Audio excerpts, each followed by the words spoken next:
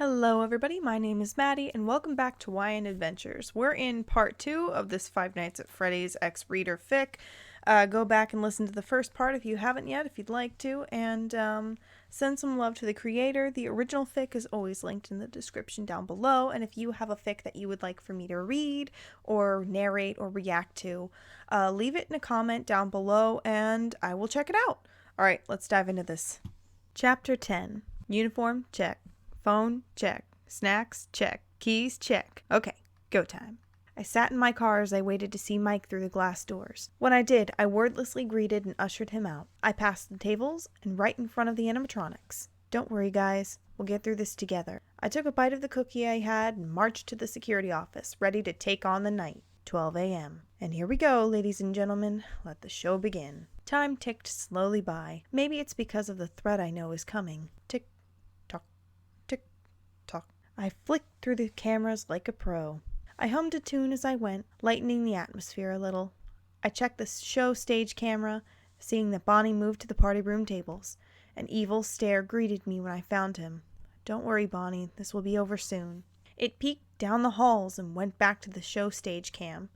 Freddy had moved only his head, looking through the camera and right into my soul. A mere fragment of sadness was visible in his eyes. Such a shame they have to go through this. Employees only parts and services room, party room, hall, supply closet, and right outside the door. I quickly closed the door on Bonnie and turned around to do the same on the groaning Chica. It pained me to see them like this.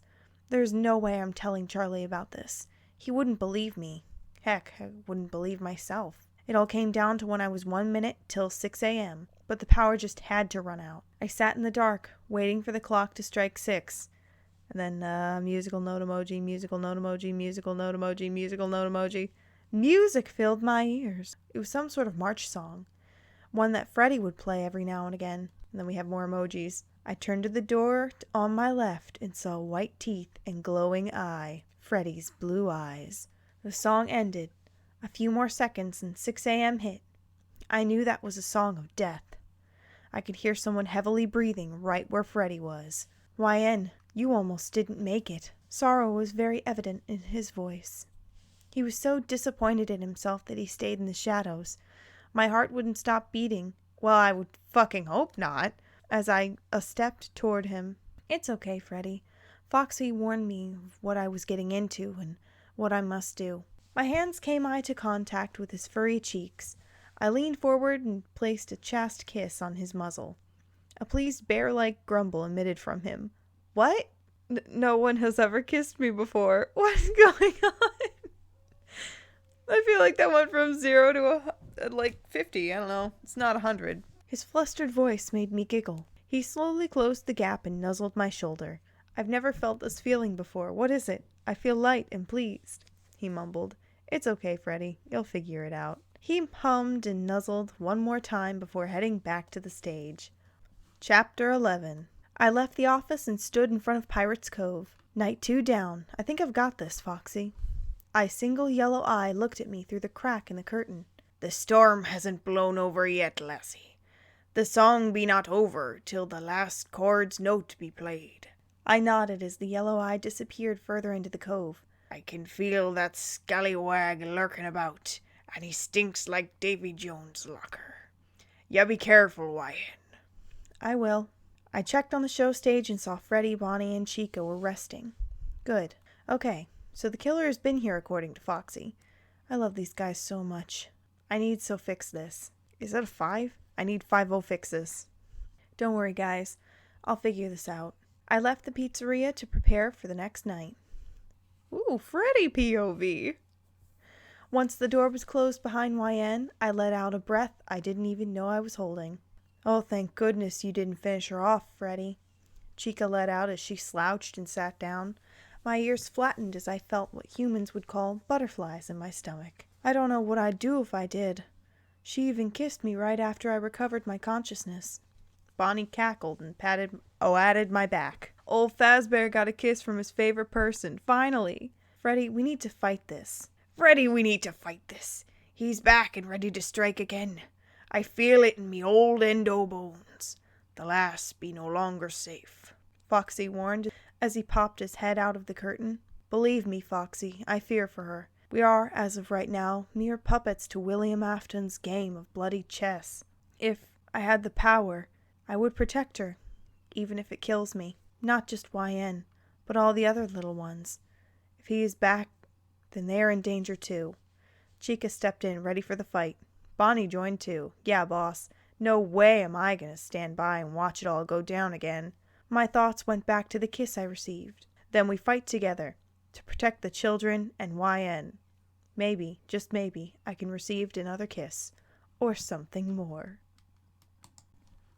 Chapter 12. Freddy POV. The pizzeria is closed for maintenance. What is the issue? I open my eyes and look around, seeing that the building is completely empty. If there were repairs needed to be fixed, then why is it so quiet? I tap Bonnie and Chica to wake them up. What's going on, Fred? Bonnie yawned and looked at me as choice shifted. Foxy! Foxy! I tried getting his attention, seeing as the cameras are off. YN must have time off for now. I can hear you, Freddy. I can't move me legs right now, Foxy said from behind the cove curtains. No! He can't move his legs. I tried moving my legs, but the only things I can move are my torso, arms, and head. Something isn't right. I can't move my legs either. That and the building is supposed to be closed for maintenance, but no one is fixing anything right now, Chica pointed out, absolutely confused with what's going on.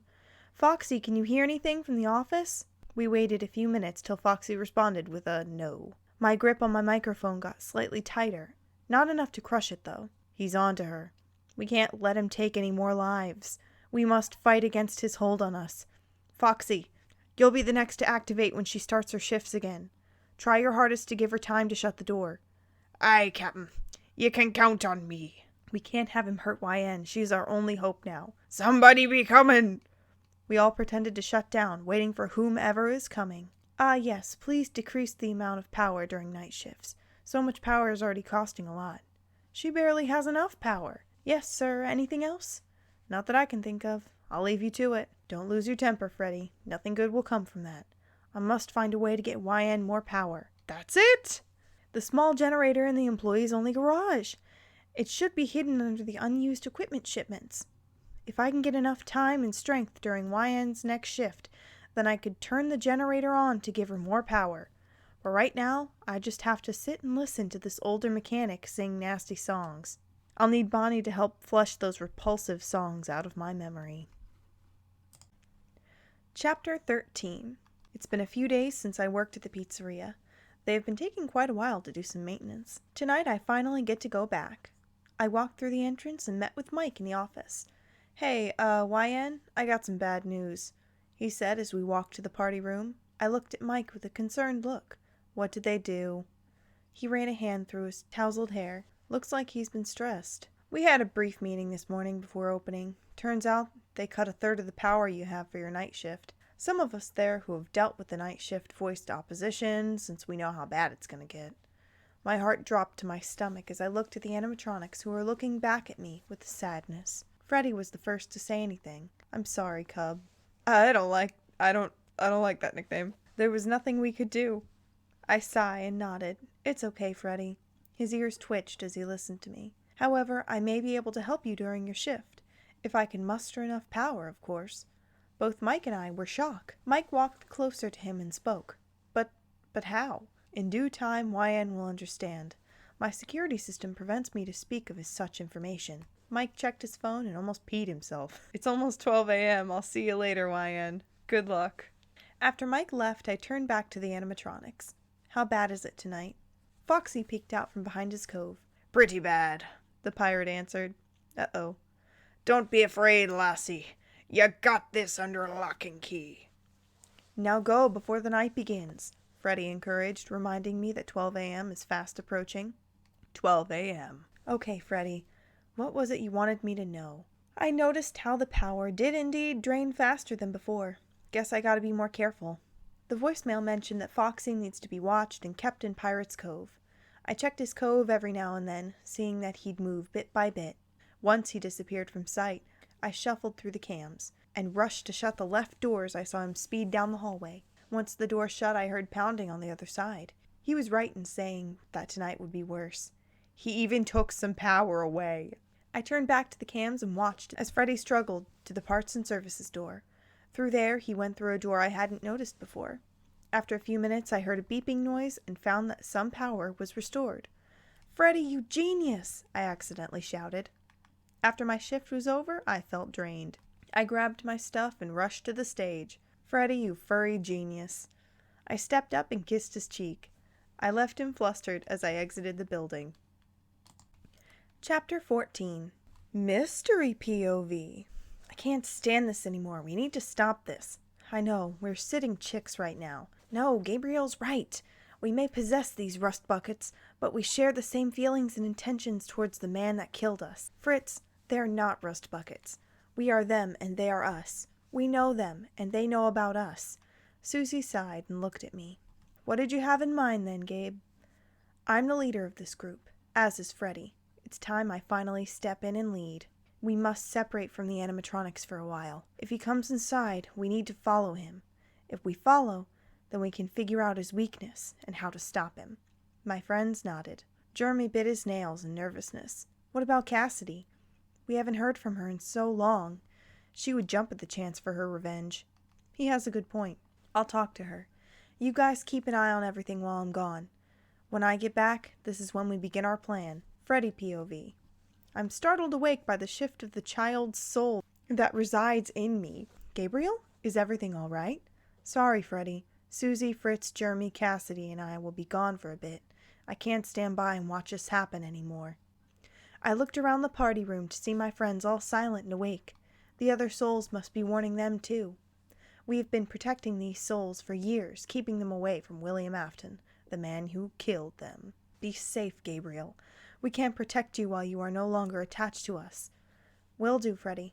I know how much you like that UN girl. So try your best to keep her alive, since we can't help you while we're away. Of course. I soon felt his soul depart from me. Chica shifted in worry. This must be really bad if the children's soul are venturing from our protection. Bonnie's ears flattened to cover his eyes. I'm a miss, Jeremy. And Foxy was devastated. Be careful, little lad. You best return in one piece. Fritz was his very first favorite. He would always attend his stories and sea shanties. Not to mention, Fritz would dress up as a crewmate. It is time, friends. We must take things a step further. If I had a heart, it would be racing in fear of what will happen. Chapter 15. I stretched as I sat in the main party room, mainly because I got here early by 30 minutes. There was a storm outside and my house lost power, making me think I'd be late. It was just me and the animatronics now, since it's now 11:45. Freddy started to shift around now. They were off by the time I got here. YN, you're here early. I smiled at the fuzzy bear in front of me. Yeah, the power went out at home. I honestly thought I'd be late. Turns out I was 30 minutes early. I'm not complaining, though. I got some good sleep. He chuckled, sadly staying where he was, since free roam mode wasn't activated yet. Then there is 15 minutes of peace, till your shift begins. I watched as he struggled to move from his spot, only to flatten his ears and pout at not being able to move. I went over and held his paw, stepping onto the stage beside him. It's okay, Freddy. Don't use up too much energy. I am not a fan of these restrictions. I smiled up at him and decided to pet his head. It'll be over as soon as that guy you've been after is gone. He hummed and returned a small smile. Tonight will get harder. I cannot explain why, though. You must prepare yourself. I nod and hop off stage, looking back at Freddy, who hadn't taken his eyes off me. He was right. I just barely made it. I took deep breaths as I calmed myself. Foxy was halfway down the hall, Chica was at the door, and Freddy was near Chica in the corner by the door, right as the power went out and the clock struck 6 a.m. Gabriel, POV. Ugh, I hate this room. Fritz continued to complain as we descended to the depths of the pizzeria. I sighed. None of us like it, but we must do what we have to. Cassidy wasn't all too pleased either. I can't believe I agreed to come with you. Cassidy, you wanted revenge. This is our only chance, Susie began to reason. We finally reached our destination, seeing his electric playthings, cameras with monitors, robotic controls, blueprints, and missing persons newspaper headlines. Each of us had a headline in the pile of paper. Each a sad turnout to our day here. Don't throw anything. And don't try and interact with Afton yet. Everyone agreed to my order as we sat and waited for that monster to come back. Chapter 16. Children, screaming, and an evil man.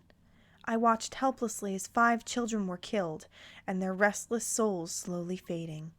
The man turned around with a sick grin and a glare that made me tremble.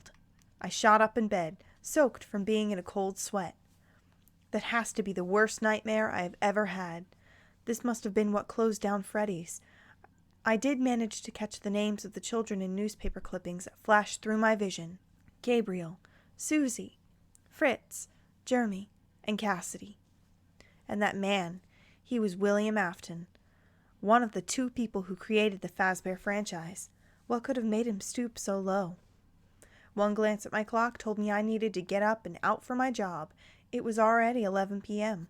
I rushed to brush my teeth after eating, combed through my hair, pulling it into a ponytail, braid, or just a hairband, and grabbing everything I needed. I needed to get there as soon as possible to tell the gang about my simple yet scarring nightmare. So, with a new determination, I hopped into my car and drove off. The restaurant was empty by the looks of it. Perfect. Guys, I have something I have to tell you. All 4 heads quickly turned toward me. What happened, YN? Chica asked, looking worried. I had a dream about everything that happened to the missing children.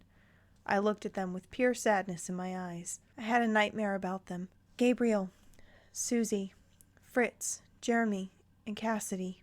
But I also saw him. Their mouths gaped wide open. His twisted smile made me sick to my stomach. It's such a shame he chose this route in life. I shook my head and looked at all of them. Freddy's ears twitched for a moment, like he was listening to something. That's when it clicked. The children's spirits. They're talking to you. Bonnie's nose twitched as he nodded, his cute ears bouncing at the movement. Gabriel POV. She's smarter than she looks. Nice catch, Freddy.